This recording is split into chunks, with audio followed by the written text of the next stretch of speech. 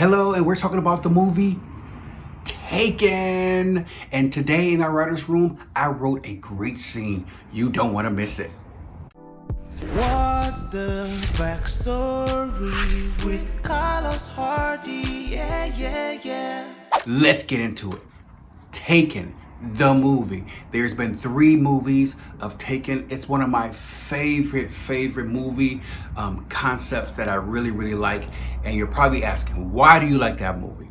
Based on what's happening in the movie. I think the movie was awesome because the concept is very unique. This particular movie with Liam Neeson was epic because Liam Neeson is a trained actor, but at the same time, his voice is incredible. How he was able to deliver his lines, being a actor with this big presence like Liam Neeson, I think brought the story to life. The story was shot overseas, and I think what really made the story all come together is that you were in a foreign country and he didn't know how to grab his daughter back. I mean, he was there all alone by himself, just flew over overseas to find his daughter. If you're like me, if your daughter or your child was in this situation, what are some of the things you would do to get them back? As far as the believability, of course, I mean, it's a movie. Most of the things that he did in the movie will probably never ever happen. And the reason why is because it's impossible to do those things that he did in the movie to find his daughter. But like I said, the concept, it's all about a concept. If a movie has a good concept, a good story, a good arc, good character development, you're gonna be witnessing a great movie. So if you haven't seen Taken, there's 3 of them. Hopefully there will not be a 4 because I think they'll be taken it to another level, and I just don't think 4 would do it. I think 3 was perfect. How it ended was perfect. 3 was just how it should have ended. What's crazy about that movie is that Liam Neeson thought that movie would go straight to DVD. The budget was $25 million and the movie ended up doing about $300 million worldwide. So it made its money back triple time. So it was just a good thing for the company that produced the movie. In the writer's room today, we're talking about Taken. And in my scene, I wrote that actual Liam Neeson was actually, or Bryan Mills, his character name was Taken. Where he is, we don't know. This is just a backstory that I wrote that I think you'll probably enjoy. So let's take a look at my interpretation of Taken. It's a cool night in August with a pale moon spying high above the city of Newark. The night is all but vacant. A pack of bombs linger on stoops in the immediate area. An abandoned 2-story house sits on the edge of a cul-de-sac. Planks of wood covers its doors and windows, closing out the outside world.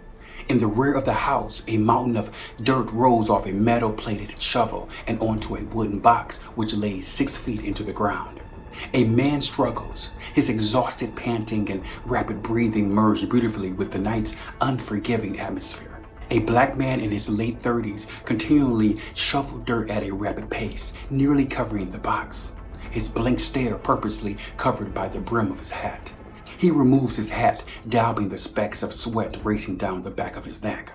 The freezing air collides with the warmth from his body, producing a soft mist which dances openly in the night. Suddenly, the man's phone rings. He tucks the shovel under his armpit. There's a desperate and demented whisper into his ear from the caller. "How far along are you?" The man clears the dryness in his throat, pushing his wide shoulders upright and speaks.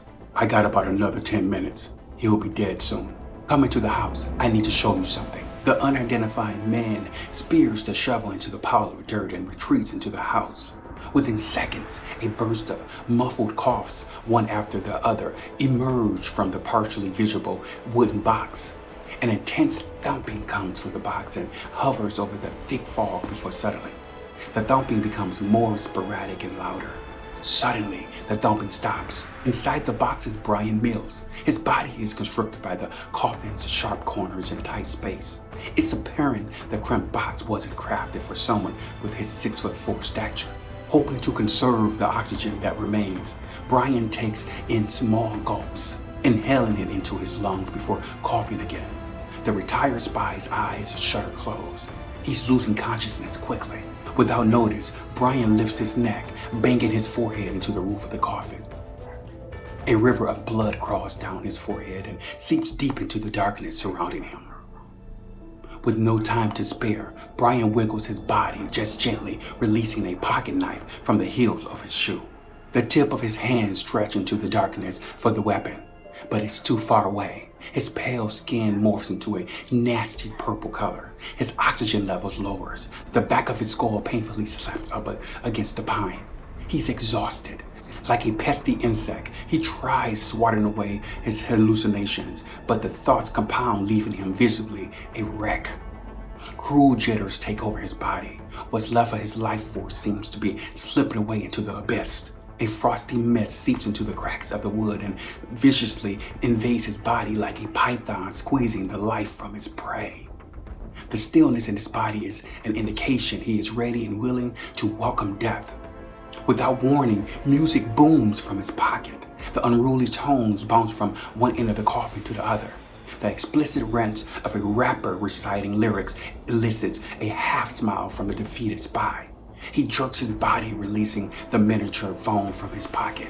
It slides underneath his shoulder blade. Siri, pick up the phone. A woman's troubling cry penetrates the enclosed space. Hello? Dad, where are you? The warming sound of his daughter's voice cuts through the cold and provides a trace of hope. Kim. Dad, are you okay? Listen to me, Kim. You have to be brave. I'm going to die. Dad, don't say that. Where are you? Kim. In about 1 hour, you're going to die as well. Dad, stop it.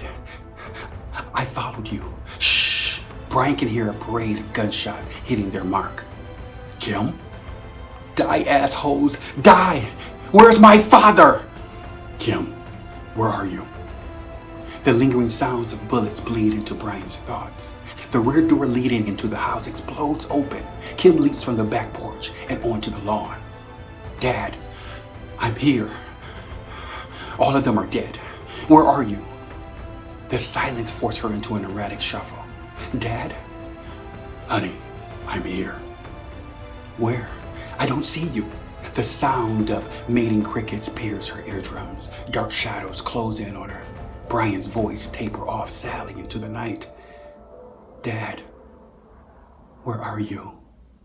Welcome back. And that small scene was my interpretation of Taken, the movie with Liam Neeson. And of course, Bryan Mills and his daughter was Kim in the movie. It was just a small thing that I wrote. I think it's interesting as a writer to be able to pick up where another writer left off. I think that's it's very challenging to do that, but at the same time, it's a creative genius thing, I think, to be able to morph ideas and morph concepts into it's sort of like I equate it to a song that you may have heard, you know, a rock song, R&B song, a country song that you may have heard, and someone being able to do a complete remix or spin of that song, and it sound even better than the original. So that's what I try to do whenever I do my backstories here on the show. So let's give you the tip of the day. There's 3 concepts. As a writer, I want you to understand and realize you write it, you forget it, and then you reread it.